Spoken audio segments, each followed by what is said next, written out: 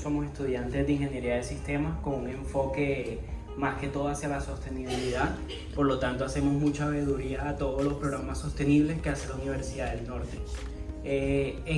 Con énfasis en eso, nuestro compañero hablaba un poco también sobre el bosque, que actualmente el bosque secotropical que tiene la universidad. Nosotros queríamos, como parte de sus comentarios, que nos dieran una recomendación. De pronto creo que hay muchos abogados, un egresado de la universidad que conoce el bosque, que conoce todos los proyectos que acaban de destruir realmente el bosque que se contaba. ¿Qué recomendaciones le dan a nosotros como estudiantes para velar por nuestros derechos a favor de sí, la constitución de proyectos o de modelos sostenibles, pero no en contra de destruir, no en contra de reducir y no en contra de dañar la naturaleza y los ecosistemas que nos brindan los servicios? ¿Qué recomendación nos da a nosotros como estudiantes y qué recomendación le da a la comunidad y a la universidad? Etcétera, etcétera. Yo lo que creo es que en los próximos años, más por fuerza de las circunstancias, se va a apoderar del consciente y el inconsciente colectivo la necesidad de cambiar. Ojo, desde que se planteó el modelo, digamos, la teoría del desarrollo tiene muchísima literatura y muchísimos años de consolidación. Pero digamos que hemos llegado al modelo de desarrollo sostenible ahora con la práctica del resiliente y recuerden que la idea, tal y como fue planteada en origen, arrancó como una idea inicialmente económica. En los 70s hubo unas corrientes económicas que se llamaron las corrientes ecoeficientistas. Esto de decrecer no es nuevo. Desde los 70 ya se están planteando. Recuerden a Garrett Hardin hablando de la tragedia de los comunes y toda esta literatura acerca de las corrientes económicas que decían, no, pero es que el problema es, no vamos a crecer más, cero crecimiento, es decir, detengamos todo esto porque toda actividad antrópica produce impactos en el entorno que lo dañan. Más temprano que tarde, esta gente entendió que de eso no se trata.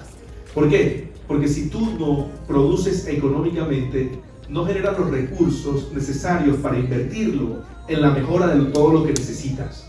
El tema es que plantearon una diferencia que parece sutil en las palabras, pero que tiene un fondo tremendamente grande.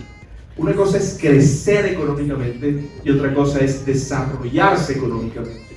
El crecimiento plantea una visión de una riqueza material infinita e ilimitada en un planeta finito con recursos limitados. El desarrollo económico plantea prosperidad material que se necesita para reinvertir incluso, pero teniendo en cuenta la capacidad de carga, la capacidad de renovabilidad, la capacidad de resiliencia de los ecosistemas, del entorno. Y eso es todo. Yo no creo mucho en esas corrientes del decrecimiento o del dejar de crecer. ¿De dónde va a salir? Estamos hablando de financiación.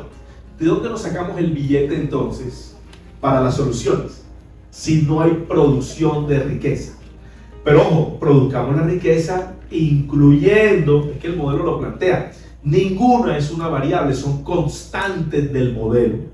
El modelo plantea el equilibrio, es la figura geométrica de la intersección. Lo económico, lo humano, lo ambiental conviven armónica, equilibradamente, pacíficamente. Se dice con facilidad, hacerlo es la cosa más complicada del mundo. Pero ustedes, por ejemplo, que dicen evaluamos proyectos sostenibles, me imagino que ustedes siempre que escuchan un proyecto, este es el proyecto, porque es una fórmula sacrosanta, cliché, fórmula mágica, se volvió de moda. Ustedes tendrán unos indicadores para decir, ¿realmente cumple como modelo sostenible? Cuando encuentran la intersección, el equilibrio, dicen, es verdaderamente sostenible. ¿Cuántos de esos hay? No sé. ¿Son la mayoría? No son la mayoría. ¿Se presentan como tal? Todos. ¿Hacia dónde tiene que ir la sociedad? A entender que estos proyectos son posibles y necesarios con la visión de equilibrio que se necesita. Eso es. Bueno, yo quisiera decir dos cosas y tal vez me han malinterpretado en el sentido de, claro, yo no quiero una visión negativa, yo quiero una visión crítica, o sea, de profesionales.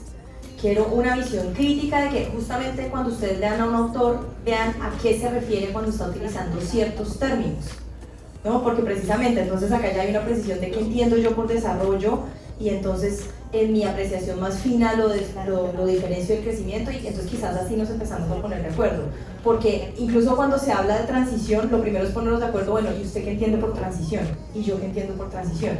Y en ese caso, ¿y Colombia qué va a entender por transición? Pero atendiendo a las dos preguntas. Primero, ¿cómo hacerlo de los proyectos y cómo invertir? Es que hay que ponernos el chip que hay proyectos que no siempre van a generar un rédito inmediato. Entonces, ese tema de las comunidades indígenas y de los grupos étnicos y el por qué se debería invertir con ellos e incluso darles cierto, o sea, en qué consiste el proyecto, favorecer a su comunidad y demás, ¿por qué se hace? Porque ellos están cuidando un ecosistema y ellos, digamos, por su cultura ancestral, en principio ese ecosistema ha pervivido gracias a su cuidado o a esa conexión que tienen con el medio ambiente. Entonces, sí es posible invertir en proyectos que beneficien a la comunidad. ¿Cuál es la crítica que planteé al principio? Que eso no es tan claro, precisamente porque ya la crítica que se está haciendo es que esas comunidades no están muy enteradas de su proyecto. ¿Qué es lo que hay que hacer? ¿Eliminar los proyectos? No, corregir esa falencia que están presentando esos proyectos en particular. Pero por supuesto que hay muchos proyectos que se pueden hacer, sobre todo con las comunidades, que no implican necesariamente el ver una infraestructura o el que ese proyecto inmediatamente me genere un rédito. Y sobre el tema de, bueno, y nosotros acá que somos veedores, no sé qué, yo creo que en Colombia también hay que, bueno, no dejar, pero digamos que así como se hace énfasis en los derechos humanos, creo que nos falta énfasis en los deberes de los ciudadanos. Y es que nuestra Constitución solo quedó un articulito de deberes. Tenemos no sé cuántos artículos de derechos, y los deberes, el pobre 95. ¿no? Exacto, y nuestros deberes ¿dónde quedan? Entonces nosotros como ciudadanos también tenemos deberes, y también tenemos que asumir el no querer participar en nuestra democracia.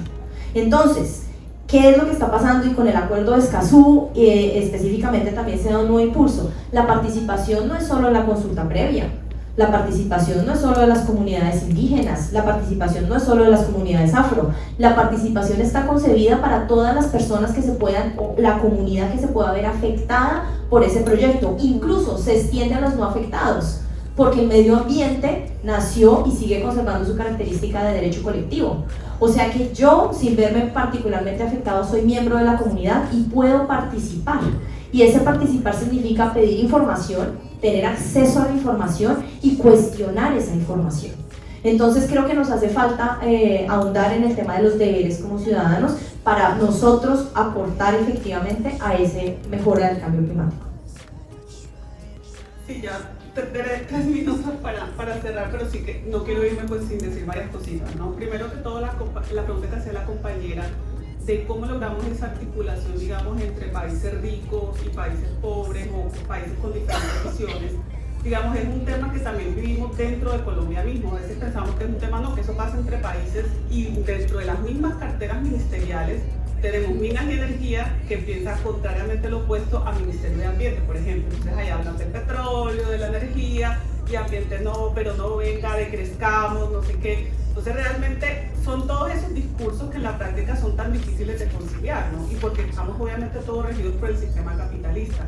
Yo sí estoy un poco más a favor de la teoría del decrecimiento, en el sentido como lo expresa pues acá el compañero Henry, de que estamos viviendo una nueva era, y más ustedes como jóvenes que están viendo todo tan distinto, tenemos que aprender a vivir con menos. De pronto muchos de los que estamos aquí vivimos, no, sí, entonces todos los fines de semana voy a estrenar, el zapato le sale un rotico, entonces ya lo boto, compro uno nuevo. Entonces ahora estamos llamados a todo eso, a vivir con menos, realmente volver hacia el pasado, como digo yo, y encontrar la maravilla de vivir simple, o sea, porque realmente vivir simple es una maravilla.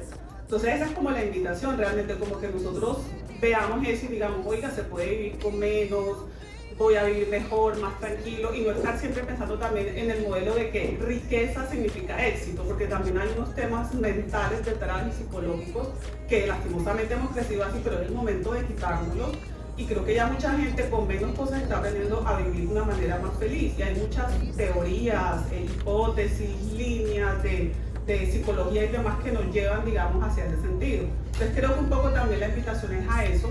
También otra pregunta que nos hacían muy rápidamente del tema de cómo logramos que el gobierno, digamos, haga cosas, ¿cierto? El tema de la acción. Este año ha sido sin precedente, digamos, este año se han recibido una cantidad de acciones, digamos, de litigio climático, buscando de que, como veíamos esa cantidad de normas anteriormente, todas esas normas que hay, y hay como 25 normas en materia de cambio climático, pero la mayoría no están reglamentadas, y ni hablar del tema de la efectividad, porque eso sería otra sesión, pero ha habido un litigio climático muy fuerte desde el año pasado, incluso impulsado por el mismo Procurador General, demandando al mismo gobierno, exigiendo reglamentación de normas asociadas a temas de cambio climático, con ocasión obviamente de los derechos de las personas.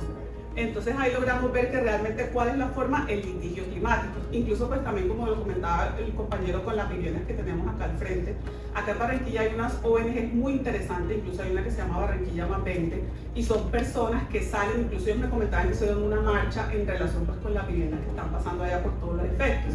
Entonces todo el cambio climático lo que nos obliga a movernos, ¿cierto? A movernos, a ir más allá. Cierro esa parte respondiendo a otra pregunta, temas de mercados.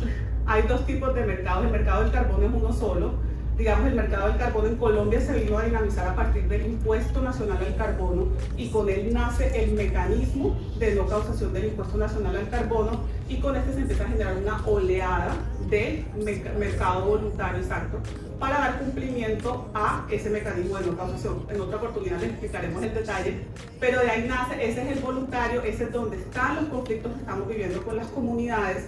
Y es un tema curioso porque, digamos, este tema de los proyectos de las comunidades nace desde la Convención Marco de las Naciones Unidas. Se llaman los proyectos RED, que buscan evitar la deforestación y demás en bosques.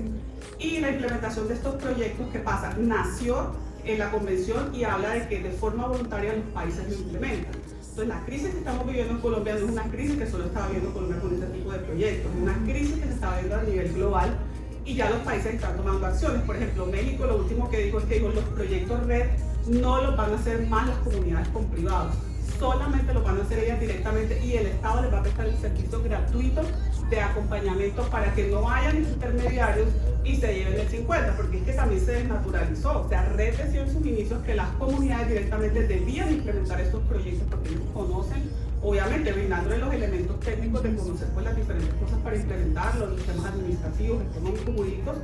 Pero pues todo eso, digamos, hizo que el tema se desnaturalizara, y yo también siento que todos estos temas son nuevos para todos. O sea, a veces queremos, no, que ya que tengamos la solución, y lo que les decía, apenas Acuerdo de París, este año va a ser en la COP28 en diciembre el primer balance global de cómo se ha hecho esto. Entonces siento que todos estamos aprendiendo, pero también ya todos tenemos que montarnos en este bus. O sea, ese es como el mensaje, ¿no? Exacto,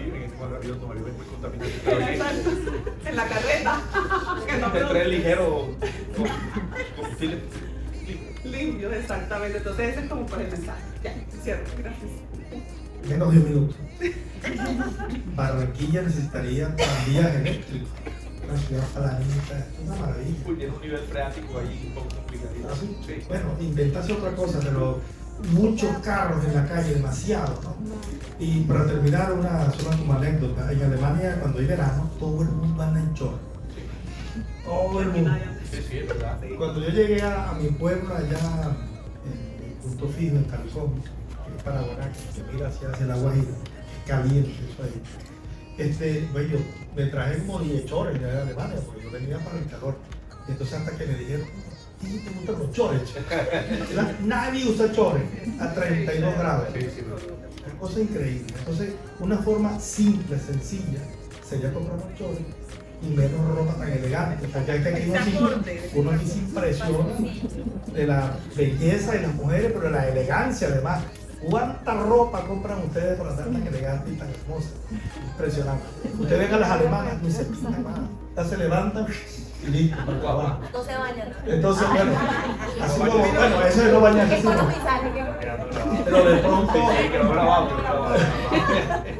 de repente no gastar tanto en ropa. A lo mejor, pero hay que ponerlo de moda, pues si no, indican a los muchachos, esa camisetita llega ahora. Entonces, hay que repensar todo. Yo creo que el mensaje es que hay un cambio cultural que necesitamos. En la medida en que ese cambio cultural lo vayamos asumiendo de otra manera, van a surgir nuevas ideas, nuevas cosas que nos ahorran dinero, que nos ahorran tiempo y que nos hacen la vida un poco más fácil de tanta presión social de gastar, de comprar, etc. Yo creo que hemos cumplido los objetivos.